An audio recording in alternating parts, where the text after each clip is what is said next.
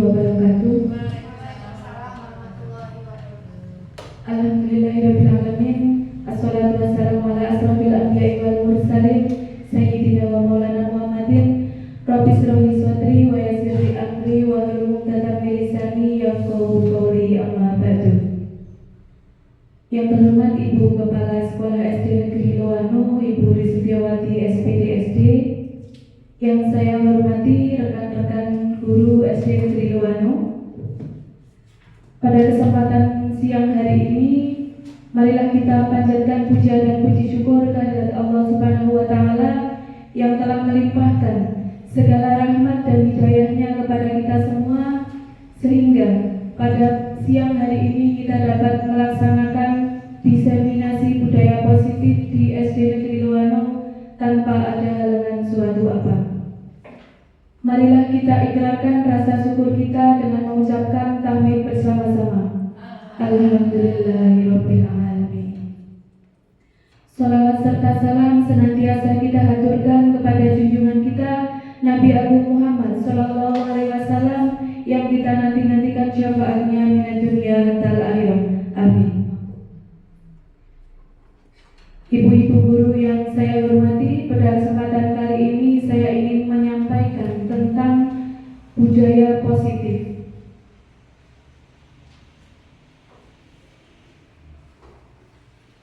Konsep kegiatan pada siang hari ini yang pertama yaitu pembukaan, yang kedua tujuan kegiatan, ada yang ketiga penyampaian materi.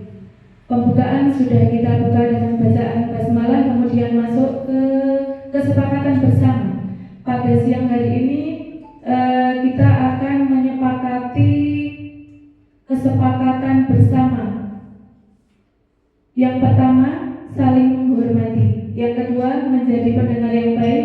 Yang ketiga, saling menghargai. Yang keempat, mengantuk boleh tetapi tetap memperhatikan. Yang kelima, boleh makan, boleh minum. Yang keenam, izin ke kamar mandi. Yang ketujuh, bersikap ramah. Yang kedelapan, memberikan pendapat. Apakah ada kesepakatan yang tidak Bapak Ibu sepakati? Atau mau menambahkan kesepakatan boleh? Sudah cukup? Oke. Kita lanjutkan untuk tujuan kegiatan pada siang hari ini. Yang pertama yaitu mendapatkan pemahaman baru tentang konsep budaya positif di lingkungan sekolah yang berpihak pada murid. Yang kedua, tujuan kegiatannya memahami konsep disiplin positif untuk menciptakan murid dengan profil pelajar Pancasila. Tujuan yang ketiga yaitu memahami peran kita sebagai guru untuk membangun budaya positif dengan menerapkan konsep disiplin positif dalam berinteraksi dengan murid. Latar belakang kegiatan ini yaitu guru diibaratkan seorang petani dan murid adalah bibit. Bibit tersebut harus kita jaga, kita tanamkan karakter yang positif agar mereka tumbuh dengan baik sesuai profil pelajar Pancasila.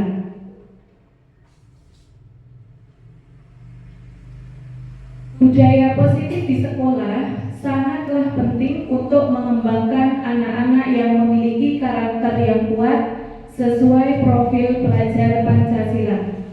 Budaya positif itu apa saja? Budaya positif itu ada disiplin positif, motivasi perilaku manusia, keyakinan sekolah atau keyakinan kelas atau kesepakatan kelas, terus kebutuhan dasar manusia, posisi kontrol restitusi, dan yang terakhir segitiga restitusi. Yang pertama, disiplin positif. Disiplin positif itu apa ya? Disiplin positif adalah salah satu cara menerapkan disiplin yang mengajarkan anak bertanggung jawab dan menumbuhkan kesadaran diri berdasarkan nilai-nilai kebajikan. Tujuan disiplin positif yaitu lebih ke arah yang dapat mengontrol diri dalam melakukan segala tindakan. Selain itu dapat membuat murid memahami dan menyadari berdasarkan motivasi internal, bukan akibat paksaan, ujian, apalagi hukuman. 6 karakter dalam profil pelajar Pancasila. Yang pertama yaitu beriman dan bertakwa kepada Tuhan Yang Maha Esa dan berakhlak mulia, berkebinekaan global, gotong royong, kreatif, mandiri, dan bernalar kritis. Motivasi perilaku manusia menurut Diana Gosen dalam bukunya Restructuring School Discipline. Nah, ini ada motivasi perilaku manusia menurut Diana Gosen.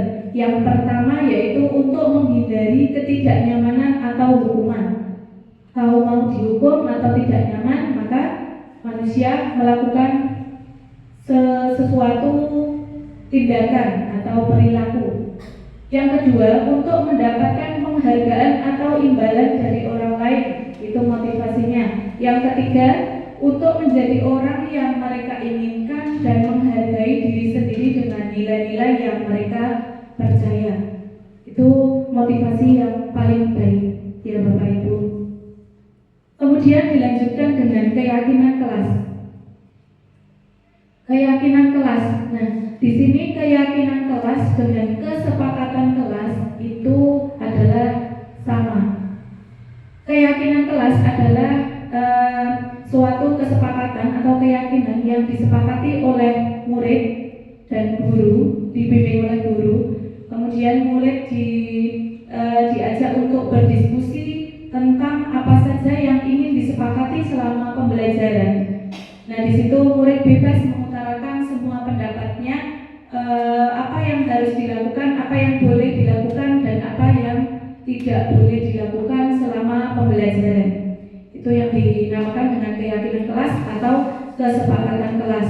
Di sini kita melibatkan semua murid, jadinya murid itu tidak terpaksa dalam melakukan hal atau tindakan, atau murid itu bisa sadar diri, oh saya harus apa dan saya tidak boleh apa, seperti itu. Nah, dalam keyakinan kelas, guru berperan dalam mewujudkan terbentuknya keyakinan sekolah atau keyakinan kelas dengan adanya kesepakatan antara guru dan murid. Yang kedua, keyakinan sekolah atau keyakinan kelas berupa pernyataan-pernyataan universal yang mudah diingat dan mudah dipahami dan harus diterapkan di lingkungan sekolah. Nah, untuk mengurai ketegangan kita pada siang hari ini, saya ada briefing sedikit ya Ibu-ibu. Di sini ada 7 pertanyaan. Ibu-ibu diminta untuk menjawab ke-7 pertanyaan ini. Silakan. Sudah siap ya Bapak Ibu? Untuk pertanyaan nomor 1 ada gambar tahu dan lalat. Nah, di sini nanti menjadi sebuah 2 kata, nih. Ada 2 kata menjadi apa ya? U sama dengan I.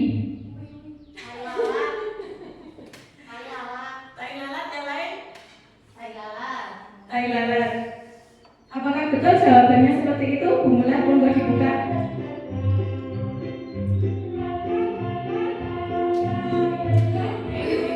Betul sekali jawabannya, tahu lalat, bukan tahu lalat ya.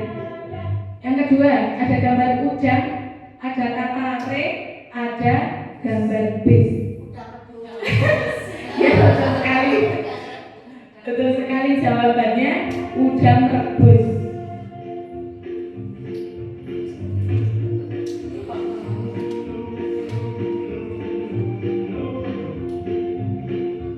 Untuk pertanyaan yang ketiga, ada T, ada naga, ada arus.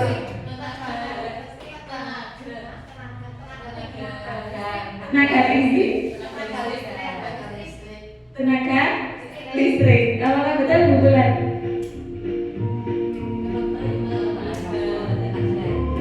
Betul sekali, tenaga listrik. Pertanyaan nomor 4, ada orang tua, ada ada air.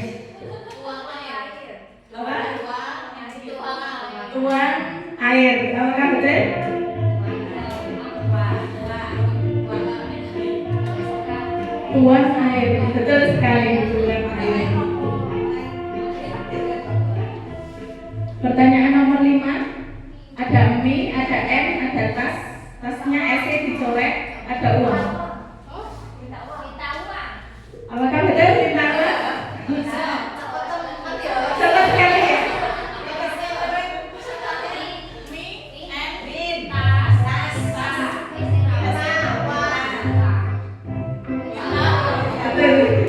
Betul minta uang. Nomor 6, ada gambar pocong.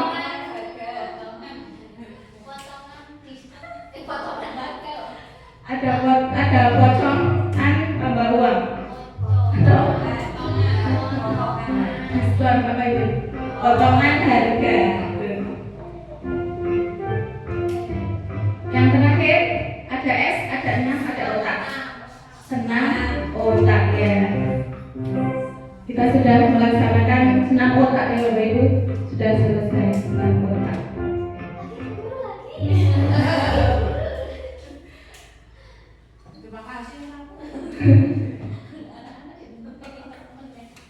Kita lanjutkan untuk kesepakatan kelas yang pertama. Tadi kita sudah bahas kesepakatan kelas itu harus dengan kalimat yang mudah dipahami dan mudah diingat. Kesepakatan yang pertama yaitu datang tepat waktu dan siap belajar. Siswa harus datang ke kelas tepat waktu dan membawa semua peralatan yang diperlukan untuk belajar. Yang kedua, siswa harus bersiap untuk memulai pembelajaran ketika bel berbunyi. Itu kesepakatan yang pertama. Kemudian dilanjutkan kesepakatan yang kedua yaitu mendengarkan dengan penuh perhatian. Itu kata-katanya atau kalimatnya. Nah, di situ memuat muatan tentang yang pertama, siswa harus mendengarkan dengan penuh perhatian ketika guru atau teman sekelas berbicara. Yang kedua, siswa tidak boleh menyela orang lain yang sedang berbicara. Itu kesepakatan yang kedua. Kemudian untuk kesepakatan yang ketiga, bersikap sopan dan hormat kepada semua orang. Di situ muatannya yang pertama, siswa harus bersikap sopan dan hormat kepada semua orang di kelas, termasuk guru, teman sekelas, dan semua yang ada di lingkungan sekolah.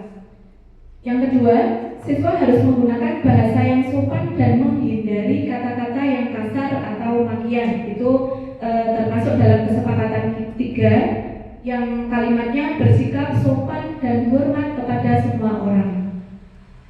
Dilanjutkan kesepakatan yang keempat, yaitu menjaga kebersihan kelas dan lingkungan sekitar. Apa yang harus dilakukan murid? Yang harus dilakukan murid yaitu siswa atau murid harus menjaga kebersihan kelas dan lingkungan sekitar. Yang kedua, siswa harus membuang sampah pada tempatnya. Yang ketiga, siswa atau murid harus membantu membersihkan kelas setelah kegiatan belajar selesai. Atau dalam kata lain, siswa atau murid harus mengerjakan piket, jadwal piket sesuai yang sudah disepakati atau yang sudah dijadwalkan. Kemudian untuk kesepakatan yang kelima yaitu berpartisipasi aktif dalam pembelajaran. Nah, apa yang harus dilakukan siswa? Siswa itu harus berpartisipasi aktif dalam pembelajaran dengan mengikuti instruksi guru, mengerjakan tugas dan mengajukan pertanyaan. Yang kedua, siswa harus saling membantu dan bekerja sama dalam menyelesaikan tugas. Itu kesepakatan 5, berpartisipasi aktif dalam pembelajaran. Nah, selain ada kesepakatan yang sudah disetujui atau disepakati bersama, tentunya ada konsekuensi yang harus disepakati juga. Konsekuensi yang pertama yaitu pelanggaran terhadap kesepakatan kelas akan dikenakan konsekuensi seperti teguran lisan, catatan di buku harian, atau waktu istirahat tambahan. Yang kedua, pelanggaran yang berulang dapat mengakibatkan konsekuensi yang lebih serius, seperti orang tua dipanggil ke sekolah atau dikeluarkan dari kelas. Gitu kalau melanggar kesepakatan yang terlalu berat. Itu konsekuensi bukan hukuman gitu Bapak Ibu. Kemudian ada peninjauan dan revisi. Nah, di sini kesepakatan kelas akan ditinjau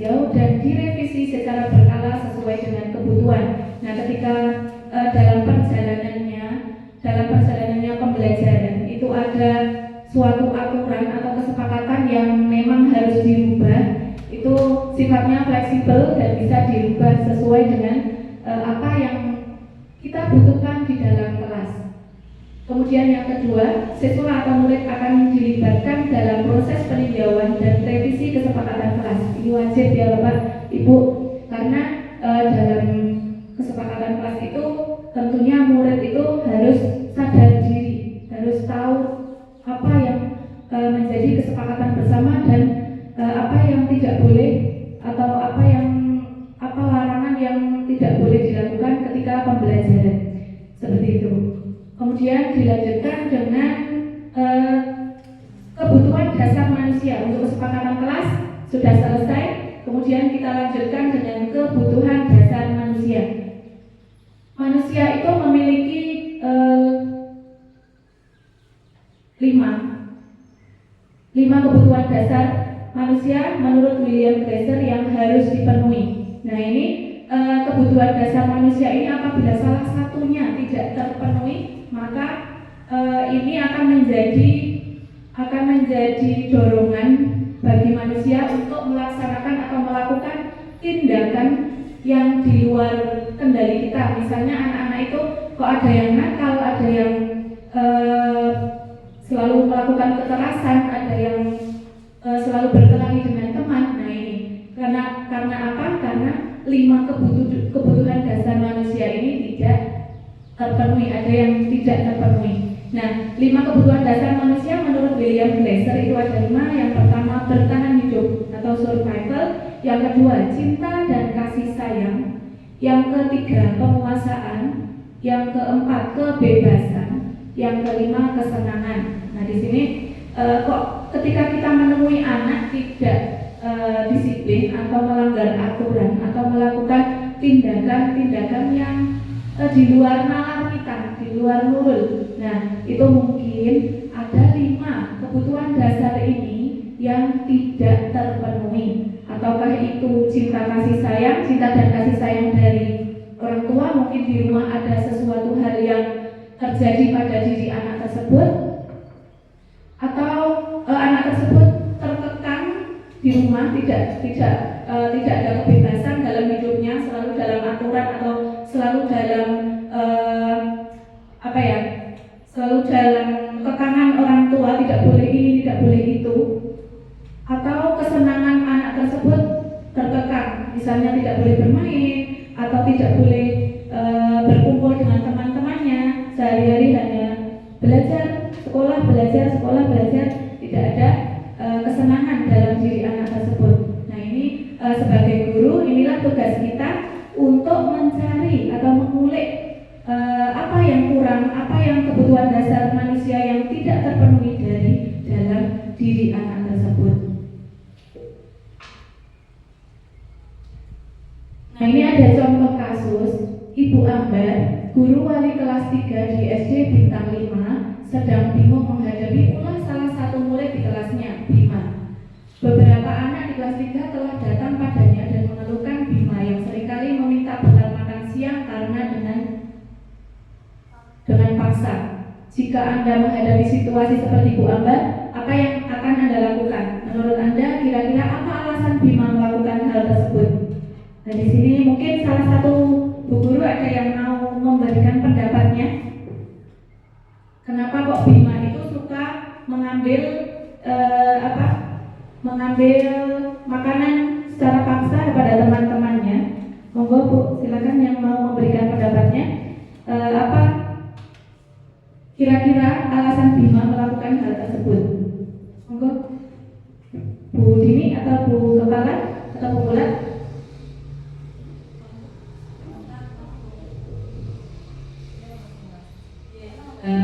Izin coba menjawab ya.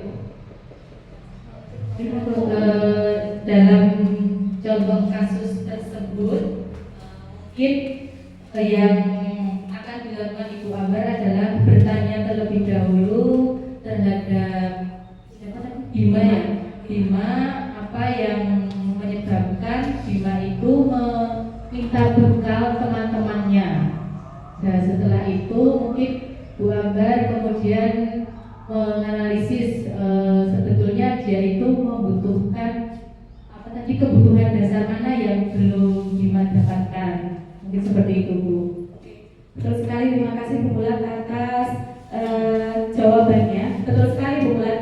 Mungkin Bima ini ada 5 kebutuhan dasar tadi yang belum terpenuhi, ataukah itu survival atau cinta dan kasih sayang, kebebasan atau apapun apa yang 5 itu tadi. Nah di sini kita sebagai guru harus tahu apa yang terjadi pada diri anak tersebut sebelum dia berangkat ke sekolah. Apakah dia memang belum sarapan atau Bima ini memang sukanya iseng seperti itu. Itu tugas kita untuk mencari tahu tentang anak ini, tentang Bima ini yang memang perilakunya menjahili teman-temannya atau perilakunya menyimpang dari aturan seperti itu. Betul sekali Bu Bulan, terima kasih. Nah, apabila jawaban Bima ketika ditanya oleh Ibu Ambar adalah karena ia lapar dan orang tuanya tidak membawakan bekal makan siang, maka kebutuhan dasar yang sedang berusaha dipenuhi oleh Bima adalah kebutuhan untuk bertahan hidup atau survival. Bima itu lapar, Bu. Jadi Bima minta makanan dari teman-temannya secara paksa. Kemudian alasan yang kedua, apabila Bima menjawab bahwa alasannya mengambil bekal temannya itu karena dia merasa senang, temannya jadi memperhatikan dia. Nah, ketika temannya melaporkan tindakannya itu kepada gurunya dan gurunya memberitahu orang tuanya, sehingga orang tuanya jadi memperhatikan dia, maka kebutuhan dasar yang sedang dipenuhi oleh Bima adalah kebutuhan akan kasih sayang dan rasa diterima. Di sini Bima mungkin kurang kasih sayang dari orang tuanya, jadi mencari perhatian dari teman-temannya, musili temannya.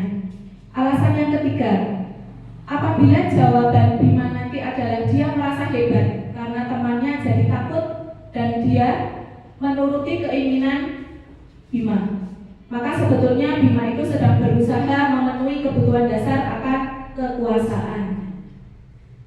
Alasan yang keempat, apabila jawaban Bima adalah bahwa dia merasa bosan dengan bekal makanan yang dibawakan ibunya dari rumah karena ibunya selalu membawakan bekal yang sama, oleh karena itu dia ingin mencoba makanan teman-teman yang beragam. Bosan Ibu, maka Bima sedang berusaha memenuhi kebutuhannya akan kebebasan. Kemudian alasan yang terakhir, alasan yang kelima, bila Bima menjawab bahwa ia melakukannya karena iseng saja dan ia menikmati ekspresi wajah teman-temannya yang kesal karena diambil makanannya dan menurut dia ekspresi teman-temannya itu lucu, maka berarti Bima sedang berusaha memenuhi kebutuhannya akan kesenangan. Tuh, tentang 5 kebutuhan dasar yang Bima lakukan. Kenapa kok Bima itu menyimpang dari aturan atau melakukan hal-hal di luar nalar atau dalam kata lain nakal gitu, bukan nakal tapi melakukan hal-hal yang sedikit menyimpang dari aturan kelas atau kesepakatan yang sudah dipenuhi, agak-agak lain daripada teman-temannya. Nah, untuk kebutuhan dasar, 5 kebutuhan dasar manusia sudah terpenuhi. Kemudian di sini kita akan membahas tentang posisi kontrol restitusi. Apakah itu restitusi? Menurut Dian Gosen, restitusi adalah proses menciptakan kondisi bagi murid untuk memperbaiki kesalahan mereka sehingga mereka bisa kembali pada kelompok mereka dengan karakter yang lebih kuat. Nah, di sini kalau ada anak yang melanggar aturan atau menyimpang dari aturan, nah di sini kita tidak boleh memberikan hukuman atau konsekuensi atau restitusi. Nah, di sini kita akan membahas tentang perbedaan hukuman, konsekuensi, dan restitusi. Apakah itu hukuman? Hukuman itu adalah sesuatu yang menyakitkan, yang mengikat, ya, menyakitkan harus terjadi. Misalnya, ada anak telat atau terlambat masuk kelas, hukumannya lari keliling lapangan. Misalnya, apakah ada hubungannya antara terlambat dengan lari keliling lapangan? Tidak ada hubungannya. Di sini akan menyakitkan bagi anak. Kemudian tidak nyaman untuk murid dalam waktu panjang. Korban mendapatkan keadilan. Mungkin kalau ada yang ngakali kawannya, nanti ini korban ini mendapatkan keadilan karena yang satu dihukum seperti itu. Nah, yang terakhir akan menyakiti murid itu. Kemudian konsekuensi. Tadi di depan kita sudah membahas tentang konsekuensi. Konsekuensi itu sesuatu yang harus terjadi, tidak nyaman untuk murid, tapi dalam jangka waktu yang pendek, tidak sepanjang dengan hukuman. Kemudian korban bisa diabaikan atau tidak adil istilahnya. Murid dibuat tidak nyaman dengan konsekuensi. Kemudian yang terakhir restitusi. Restitusi itu pilihan, merupakan pilihan. Pilihan bagi anak untuk melakukan sesuatu hal yang kesepakatan yang sudah disepakati atau akan keluar dari kesepakatan yang sudah disepakati. Kemudian restitusi yang kedua yaitu menguatkan murid dalam jangka waktu yang panjang. Yang ketiga, korban mendapatkan ganti. Yang keempat, murid mendapatkan penguatan. Nah, di sini karakter murid akan semakin kuat karena anak ini tidak dihukum, tapi anak ini diberi penguatan, disadarkan oleh gurunya agar apa? Agar anak itu sadar, oh apa yang dia lakukan itu adalah hal yang salah atau keliru, kurang tepat seperti itu. Nah, 5 posisi kontrol restitusi. Yang pertama itu sebagai penghukum, pembuat rasa bersalah. Yang ketiga sebagai teman. Yang keempat pemantau, dan yang terakhir manajer. Sebelum lanjutkan ke slide berikutnya, marilah kita lihat tayangan video berikut ini tentang posisi kontrol, 5 posisi kontrol manusia. Monggo disaksikan terlebih dahulu gitu.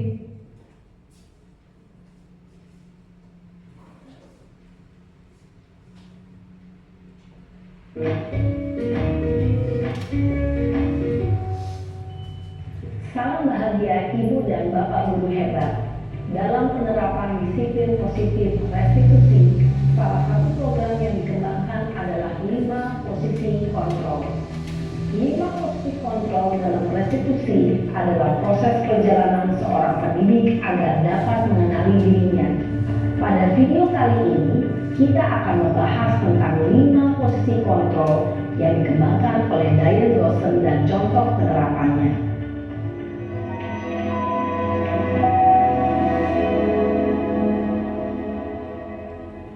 5 posisi kontrol itu adalah 1. Posisi penghukum. 2. Posisi pembuat rasa bersalah. 3. Posisi teman. 4. Posisi pemantau atau monitor. Dan 5. Posisi manajer. Untuk lebih memahami kelima posisi tersebut, mari kita saksikan kasus Naren yang terlambat hadir 20 menit di sekolah dan melihat bagaimana kelima posisi kontrol dalam menghadapi masalah tersebut.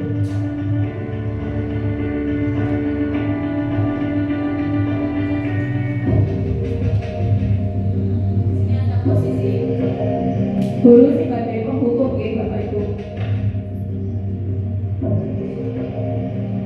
Naren! Sini kamu! Selamat pagi, Bu. Selalu terlambat. Kamu deh, pasti terlambat. Maaf, Bu. Saya Apa? Apa coba? Alasan kamu apa lagi? Kapan sih kamu tidak terlambat? Malas sekali ya kamu jadi anak. saya Dasar pemalas. Gak kapok-kapok sih kamu. Sudah berapa kali terlambat? Sana, kamu keliling lapangan basket 2 kali. kenapa saya harus ke lapangan basket, Bu? Kenapa? Kamu menolak ibu. Berani-beraninya jawab. Sudah terlambat, masih berani jawab pula. Sekarang, keliling lapangan basket 5 kali sekalian. Biar kapok. Cepat. Pergi sana ke lapangan basket. Posisi penghukum biasanya berbicara dengan nada tinggi, menghardik, menunjuk-nunjuk, menyakiti, dan menyindir. Hukuman bisa berupa fisik maupun psikis. Ibu dan bapak guru hebat. Dampak yang terjadi pada murid ketika guru berada pada posisi penghukum adalah murid cenderung akan memberontak, bahkan menyimpan dendam.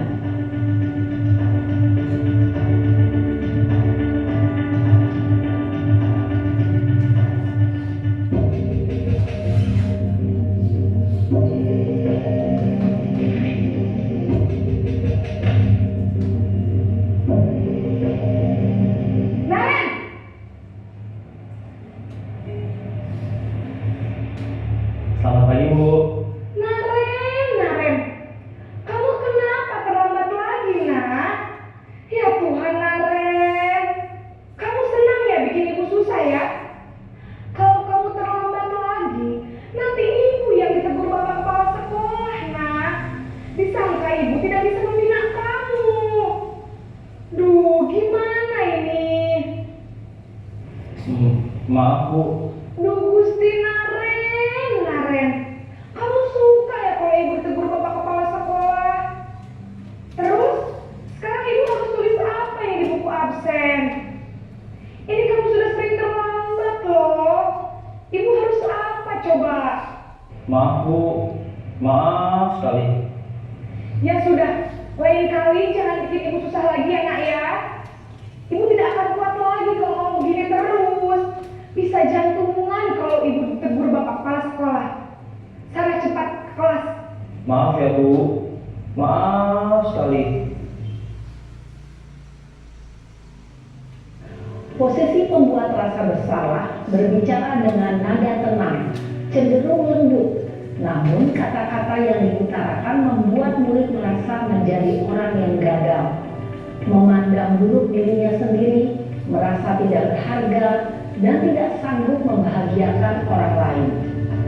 Ketika guru mengambil posisi pembuat rasa bersalah, murid akan menganggap dirinya yang bersalah dan ia akan menyimpan emosi negatif tersebut di dalam dirinya.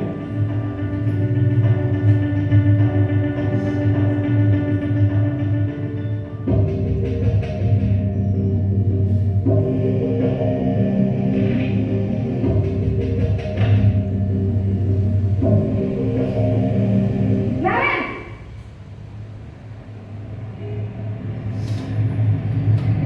Selamat pagi, Bu. Wah, sudah jam berapa ini, nak? Terlambat lagi ya, sayang? Iya, Bu. Habis ibu saya lupa bangunkan saya, Bu. Kamu malah menyalahkan ibu kamu. Kamu bukannya anak yang larinya paling kencang. Kok terlambat sih? Iya, Bu. Saya memang terlambat bangun tadi. Jadi, biarpun saya lari kencang, tetap gak kejar, Bu. Ya sudah sana. Nanti lain kali larinya lebih kencang lagi ya. Biar gak terlambat lagi. Bikin senang ibu. Demi ibu. Bisa kan? Bisa lah, Bu. Ya sudah, sana masuk kelas. Ibu beresin urusan absen kamu. Kamu ini ada-ada saja. Dalam posisi teman, guru berbicara dengan nada suara ramah, akrab, cenderung bersenda gurau untuk menjaga suasana tetap santai. Murid akan merasa senang, aman, dan akrab dengan guru. Identitas yang tercipta adalah identitas sukses atau berhasil. Namun, perlu diingat, karena ini masih dorongan eksternal, maka ada faktor ketergantungan dari murid kepada orang tertentu. Di sini guru absennya, sehingga di lain waktu murid bisa berperilaku baik, namun hanya kepada orang-orang tertentu saja.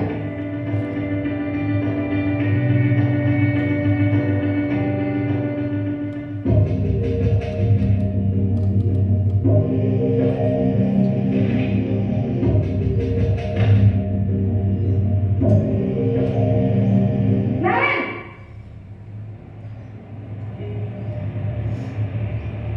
Selamat pagi, Bu. Naren, apa peraturan sekolah kita tentang jam berapa kita harus masuk sekolah, nak? Kita harus di sekolah jam 7, Bu. Iya betul, sekarang sudah jam 7.20. Naren sudah tahu konsekuensinya jika terlambat hadir.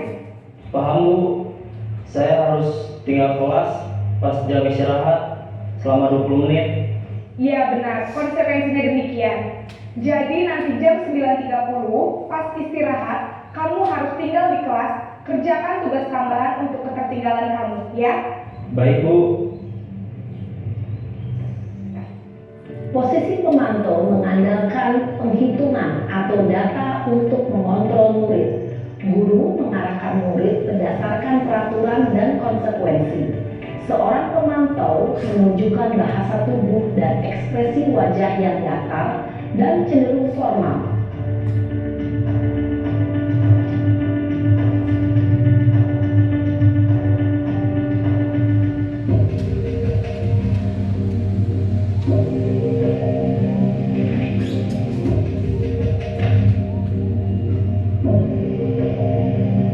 Naren!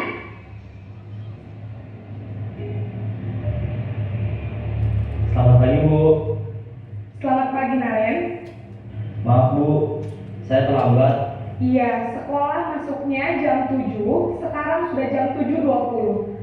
Jadi sekarang bagaimana ini Naren? Maaf Bu, saya lupa setel alarm saya semalam. Baiklah, menurut kamu, keyakinan sekolah yang mana yang perlu kamu tingkatkan? Menghargai diri sendiri dan orang lain mungkin ya Bu. Setuju. Jadi, apakah Naren meyakini prinsip saling menghormati tersebut? Iya Bu, saya meyakininya. Apakah Naren bersedia memperbaiki masalah keterlambatan ini? Bersedia Bu. Bagaimana kamu akan perbaiki masalah keterlambatan ini? Saya akan coba untuk tidak lupa menyetel alarm saya Bu. Baik, kalau Naren lupa menyetel alarm di rumah, ada orang yang kira-kira bisa bantu mengingatkan tidak? Ada Bu, kata saya, Kak Emma. Ada lagi selain Kak Emma? Selain Kak Emma, ada ibu saya. Baik, jadi yang mengingatkan Naren adalah Kak Emma dan ibu kamu ya? Kira-kira akan mulai setel alarm kapan nih Naren? Setelah pulang sekolah, akan segera saya lakukan. Baik, jadi Naren akan setel alarm untuk bangun besok pagi dan akan diingatkan oleh kakak dan ibunda Naren ya. Ada lagi yang mungkin perlu dilakukan Naren agar tidak terlambat bangun lagi. Tidak ada Bu. Baik Naren, terima kasih untuk kerjasama kamu. Sekarang kamu perlu kembali ke kelas untuk belajar. Baik Bu, terima kasih. Posisi manajer adalah posisi kontrol yang disarankan untuk membimbing murid memiliki sikap disiplin yang positif, yaitu murid yang mandiri, bertanggung jawab, dan dapat memecahkan masalah. Tujuan dari posisi ini adalah agar murid dapat berefleksi atas tindakannya. Guru akan dengan tulus memberikan pertanyaan-pertanyaan bermakna, sehingga membuat murid dapat belajar dari kesalahannya dan mencari sebuah solusi untuk menyelesaikannya. Ibu dan bapak guru hebat, setelah mengamati adegan kelima posisi kontrol tadi, kira-kira posisi mana yang paling ideal? Posisi mana yang dapat menunjang motivasi intrinsik murid? Ya, tentu posisi manajer. Posisi ini memang posisi ideal yang ingin dituju setiap pendidik. Pada posisi inilah, guru dapat menerapkan disiplin positif yang berpihak pada murid, yang memerdekakan murid. Perjalanan seorang pendidik tentunya tidak mudah untuk sampai pada posisi seorang manajer. Namun, tujuan kita pasti, yaitu menciptakan murid-murid yang mandiri, merdeka, dan bertanggung jawab. Semoga penggambaran 5 posisi kontrol yang telah diperlihatkan ini dapat menjadi ajang refleksi bagi kita semua, agar dapat terus mengasah dan menerapkan disiplin positif yang memerdekakan murid. Mari terus berlatih dan bersemangat. Selamat menerapkan. Salam dan bahagia Ibu dan Bapak Guru hebat.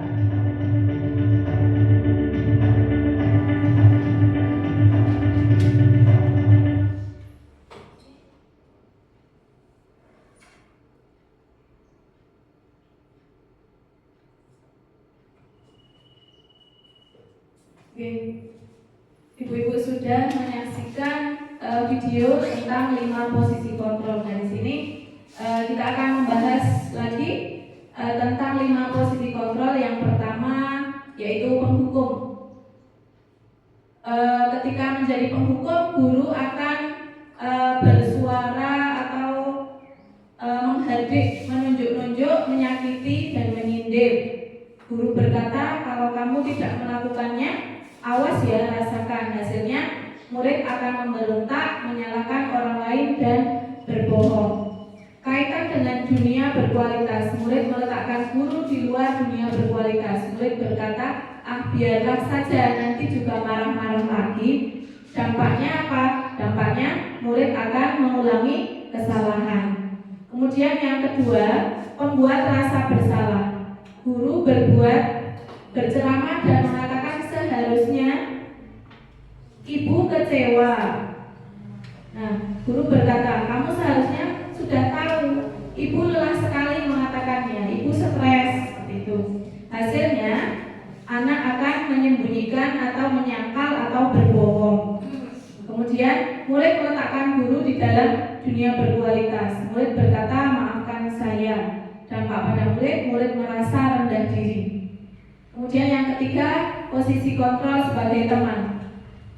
Guru membuatkan alasan-alasan untuk muridnya. Guru berkata, ayolah lakukan demi ibu. Masa kamu tidak mau? Ingat tidak ibu pernah bantu. Hasilnya anak ketergantungan. Nah, kemudian kaitannya dengan dunia berkualitas, murid meletakkan guru sebagai orang yang sangat penting di dunia berkualitas. Murid berkata, saya pikir bapak atau ibu teman saya, ternyata begitu. Lemah, dampak pada muridnya lemah, tidak mandiri dan tergantung atau ketergantungan. Sebagai pemantau, guru berbuat menghitung dan mengukur. Guru berkata, apa peraturannya? Hasilnya menyesuaikan diri bila diawasi saja. Itu kalau pemantau. Ketika tidak diawasi, maka murid ada kesempatan untuk mengulangi kesalahannya atau mengulangi perbuatan yang tidak disiplin tadi. Kemudian kaitannya dengan dunia berkualitas, murid meletakkan guru peraturan dan hukum di dunia berkualitas. Murid berkata, berapa banyak bintang yang saya harus peroleh, berapa halaman yang harus saya tulis. Kemudian dampaknya menitik beratkan pada sanksi atau hadiah untuk dirinya. Kemudian posisi yang paling ideal adalah posisi manajer. Guru berbuat apa? Guru harus mengajukan pertanyaan-pertanyaan, menyadarkan murid untuk menyadari apa yang sudah dia lakukan itu apakah sudah benar atau apakah perbuatannya itu tidak melanggar atau melanggar, seperti itu. Kemudian guru berkata, apa yang kita yakini, murid diingatkan kembali apa yang sudah menjadi kesepakatan atau keyakinan kelas yang sudah disepakati, atau kesepakatan sekolah juga bisa. Apa yang bisa kau kerjakan untuk memperbaiki masalah ini? Kemudian hasilnya menguatkan pribadi atau menguatkan karakter murid.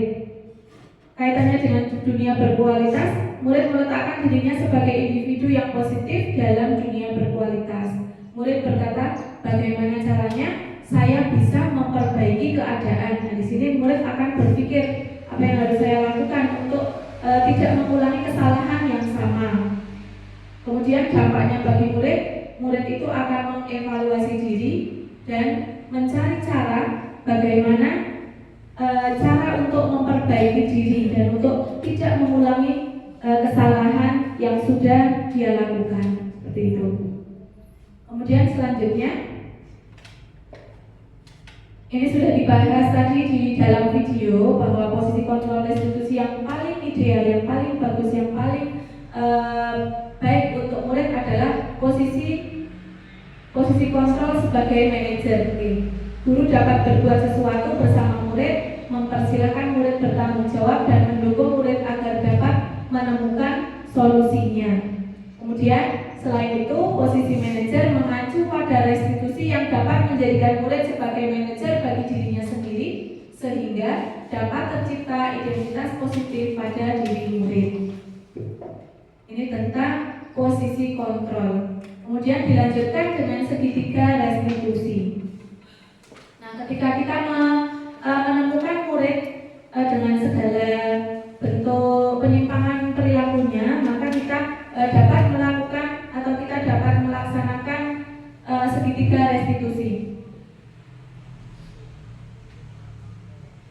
Tahapan segitiga restitusi yang pertama yaitu menstabilkan identitas, yang kedua validasi tindakan yang salah, kemudian yang ketiga menanyakan keyakinan.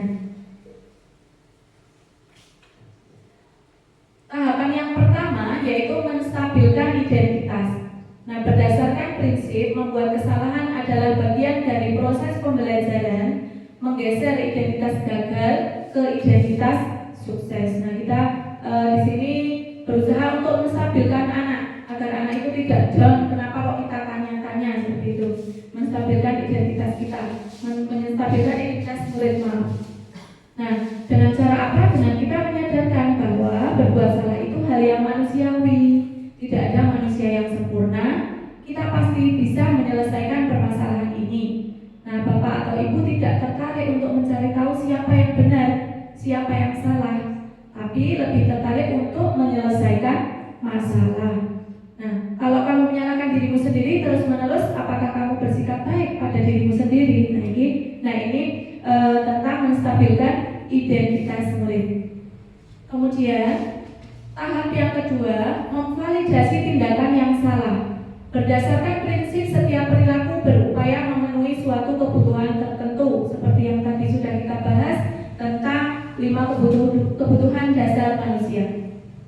Guru akan bergeser dari pemikiran stimulus respon menjadi proaktif, mengenali dan mengakui kebutuhan murid, dan akan memperbaiki hubungan dengan murid. Nah, di sini validasi tindakan yang salah.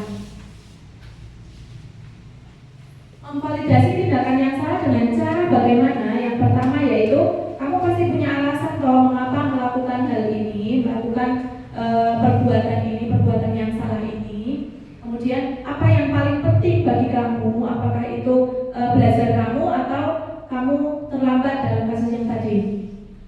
Kamu boleh tetap berusaha menjaga sikap itu, tapi tambahkan sikap yang lain yang baru yang bisa menggugah atau bisa membuat diri murid itu tersadar bahwa apa yang sudah dilakukannya itu adalah hal yang tidak bagus, tidak baik, tidak benar. Maukah kamu belajar cara lain untuk mendapat hal yang kamu butuhkan tanpa harus memukul? Nah, itu misalnya di sini ada kasus anak yang sering memukul temannya ketika marah. Ini bisa digunakan. Maukah kamu belajar cara lain untuk mendapat apa yang kamu butuhkan tanpa harus memukul? Apakah tidak ada cara lain selain dengan kekerasan seperti itu? Dalam bahasa lainnya seperti itu. Kemudian untuk yang ketiga, menanyakan keyakinan. Ini yang terakhir, murid akan diberi pertanyaan bermakna untuk memunculkan motivasi secara intrinsik. Murid mampu mengaitkan keyakinan dengan tindakan yang salah. Nah, di sini menanyakan keyakinan dikaitkan dengan keyakinan kelas yang sudah disepakati atau keyakinan sekolah yang sudah disepakati.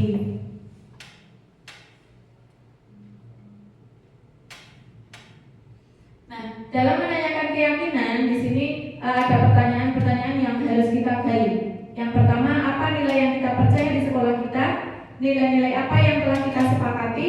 Kelas yang ideal itu kelas yang seperti apa? Kamu ingin jadi anak yang seperti apa? Dan apa yang kamu rasakan ketika kamu melakukan itu?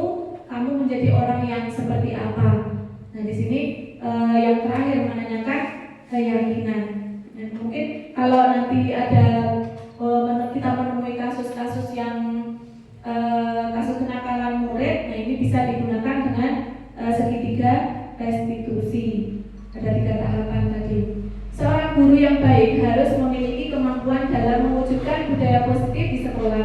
Budaya positif tersebut dapat dijalankan dengan menerapkan konsep-konsep inti seperti yang pertama disiplin positif, motivasi perilaku manusia, yang ketiga keyakinan sekolah atau keyakinan kelas yang sudah kita bahas tadi ya. Kemudian kebutuhan dasar manusia, posisi kontrol restitusi, dan segitiga restitusi. Di sini saling berkaitan dan saling bermakna sekali untuk kita sebagai guru dalam menyelesaikan problem atau masalah kenakalan atau masalah yang terjadi di dalam kelas selama pembelajaran atau masalah yang terjadi pada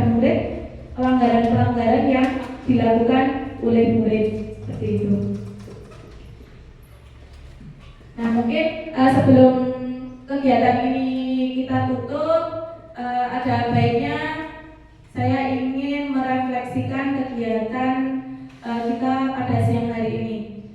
Saya mohon Bu Kepala Sekolah untuk yang pertama untuk merefleksikan kegiatan kita tentang materi yang sudah kita bahas dari disiplin positif sampai dengan segitiga restitusi. Monggo Ibu Dalibun. Assalamualaikum warahmatullahi wabarakatuh. Waalaikumsalam. Terima kasih atas waktu yang diberikan kepada saya. Saya akan menyampaikan sedikit refleksi terkait dengan diseminasi yang telah disampaikan oleh Ibu Anja Rahmawati, CGP Angkatan 11 terkait dengan materi tadi yaitu budaya positif yang telah disampaikan. Kita tadi sebagai guru itu ada 5 posisi kontrol nih. Ada 5 posisi kontrol, yaitu guru sebagai penghukum, membuat sebagai merasa bersalah, kemudian posisi guru sebagai teman, posisi guru sebagai monitor, pemantau, dan posisi sebagai manajer. Nah, mungkin di antara kita sudah ada beberapa teman mungkin yang pernah melakukan guru sebagai penghukum, dan untuk ke depan mudah-mudahan kita bisa merubah sikap, kemudian kita bisa melaksanakan posisi kita sebagai guru, sebagai manajer. Gitu. Saya kira hanya itu. Dan kita semua bisa melaksanakan apa yang kita harapkan bersama-sama. Seperti itu Bu Anja. Mungkin ada teman-teman yang mau menambahkan. Dari saya cukupi. Wassalamualaikum warahmatullahi wabarakatuh. Waalaikumsalam warahmatullahi wabarakatuh. Terima kasih Ibu Kepala Sekolah untuk refleksinya. Untuk yang kedua, Ibu Mulan, monggo. Silakan untuk memberikan sedikit refleksi untuk kegiatan kita pada siang hari ini.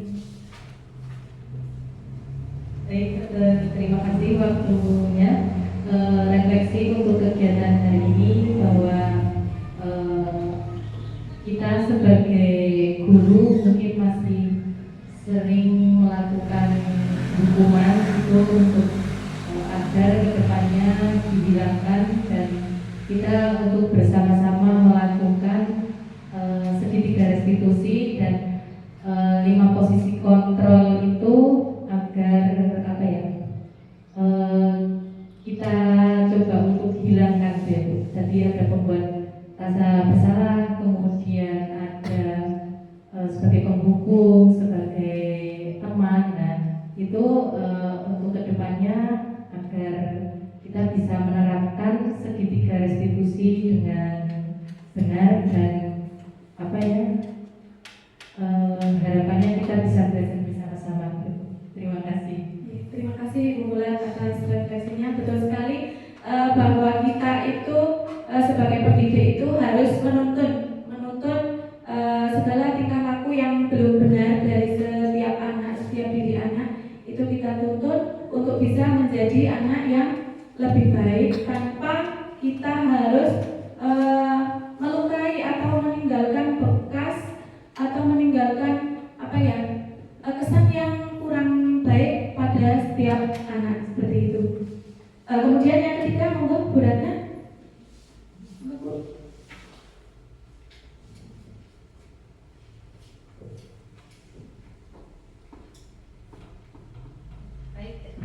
Baik, terima kasih atas waktu yang diberikan.